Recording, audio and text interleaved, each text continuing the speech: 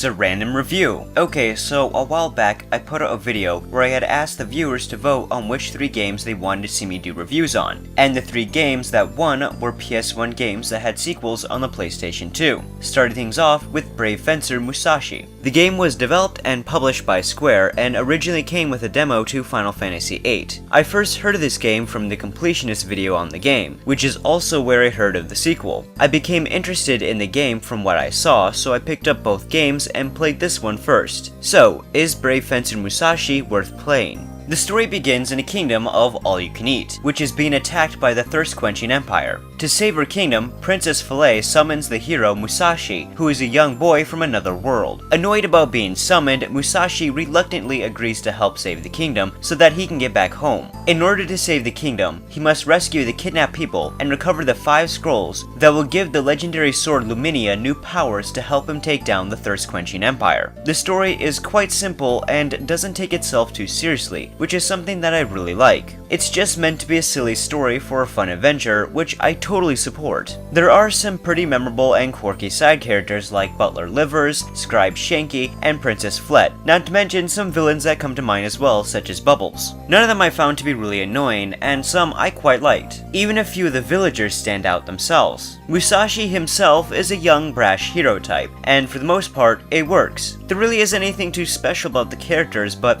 they are fun. Brave Fencer Musashi is an action-adventure game with some RPG elements. In the game, you will play as Musashi, and there will be 2 main hub-like areas that you will often visit, these being the all-you-can-eat palace and Grillin Village. At the palace, you can talk to people you've saved, who will give you some info or teach you some new sword fighting techniques. Get some extra information from the library, and visit Musashi's room where you can look at some collectibles or rest to fully restore Musashi's conditions. While at the village, you can talk to villagers and visit different stores that will sell you restoring items, rest up at the inn, which is kinda pointless but at least you can save here, appraise items, and buy collectible figures. The cool thing about the village is that the different stores will be open during different times of day or even on different days. Yes, this game has a day and night cycle, and it's a pretty big mechanic to the game, as there will be different things you can do during the day and night. Another cool aspect is that villagers will be doing different things themselves throughout the day, which helps make the village feel more alive. To progress through the game, you're going to have to talk to certain villagers, visit dungeons, fight bosses, and get items and scrolls to expand Musashi's skills. If you're ever having trouble figuring out what to do next in the game, then simply pausing the game will pull up a thought bubble from Musashi that'll give you a bit of a hint of what to do. You see, not only can you do little quests for some of the villagers, you can also find special items that need to be appraised, and these items will give Musashi new skills, like being able to double jump, climb walls, or help Musashi do more critical hits.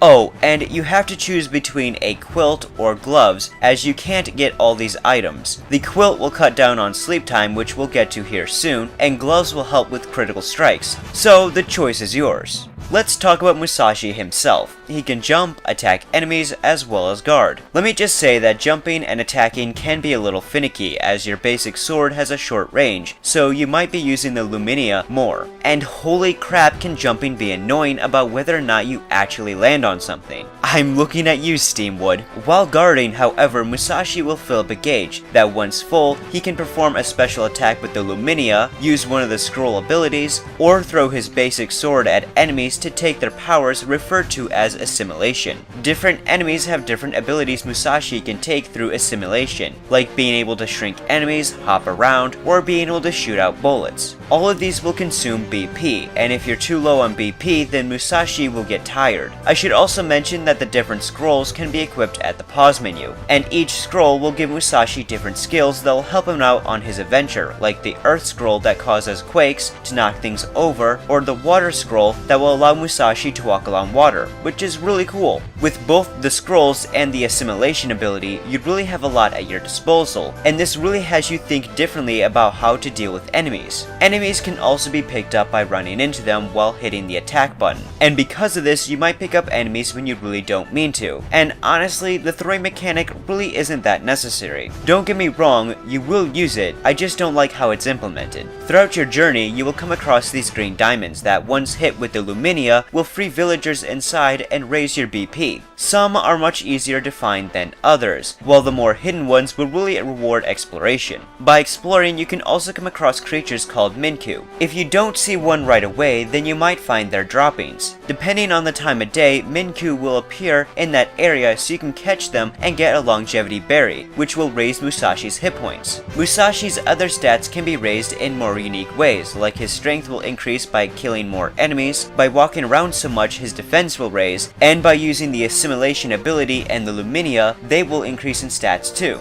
If you pay attention to the icon in the lower left hand corner of the screen, you will notice it changes as you walk around. This indicates how tired Musashi is, as he will naturally get more tired over time. To recover this, you will need to sleep, which you can do at any time. Not only will this recover Musashi's energy, but it can also allow him to heal. However, while sleeping, you will lose BP, which can also make Musashi tired. So make sure you pick up items to recover BP as well as antidotes, which, trust me, you will need these later on in the game. The sleep mechanic is pretty helpful and can be used effectively throughout the game. It just gets boring waiting for the right time to wake up. Scattered throughout the game and dungeons, you will find memory boxes, which act as checkpoints, so if Musashi dies, he will respawn at these boxes and will lose 50% of his money, and these boxes give me a personal struggle in the game. You see, in order to get money, you need to kill monsters, who will randomly drop coins or find coins scattered throughout the world, and you usually don't get a whole lot of money to begin with. I get that these boxes are meant to help, and to be fair, they do, but I hate losing half my money, and these boxes only work as long as you don't turn off the game.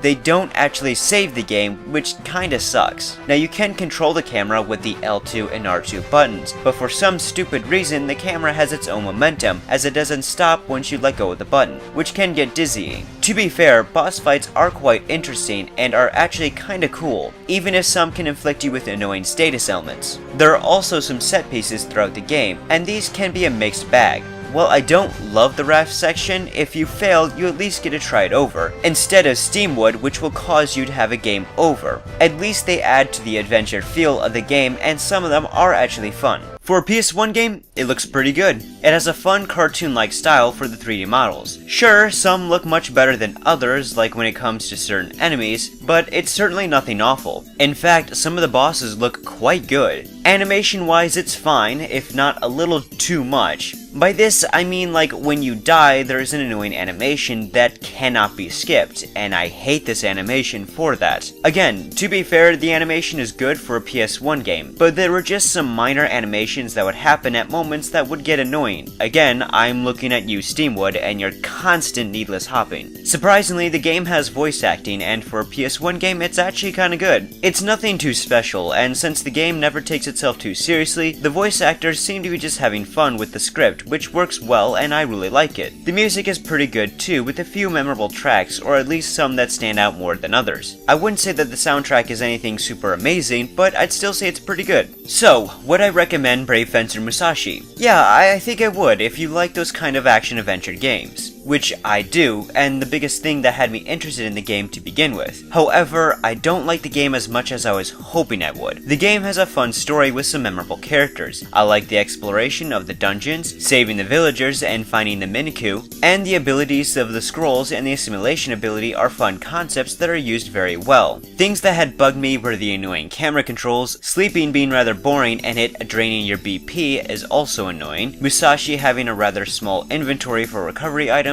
and I'll admit I got confused with what I had to do next a few times, which really got frustrating for me. I did make my first playthrough more frustrating than it needed to be since I refused to use memory boxes. Honestly, as long as you don't make that mistake and are okay with doing some grinding for money, you'll have a much more enjoyable experience than my first playthrough. If anything, I liked the game enough to play it again, and this time actually use the memory boxes. It's not a perfect game, and while I do personally prefer the sequel more, I would say this should be considered a PS1 classic that's for the most part a fun and entertaining experience. Well, thank you for watching, and I hope you enjoyed this review and found it to be rather informative. If you'd like to see more reviews, please check out my channel. And please don't forget to subscribe. And if there are any other PS2 games you'd like to see me review in the future, please leave a suggestion down below. Well, I'm MCB the PS2 Gamer, and I'll see you guys next time.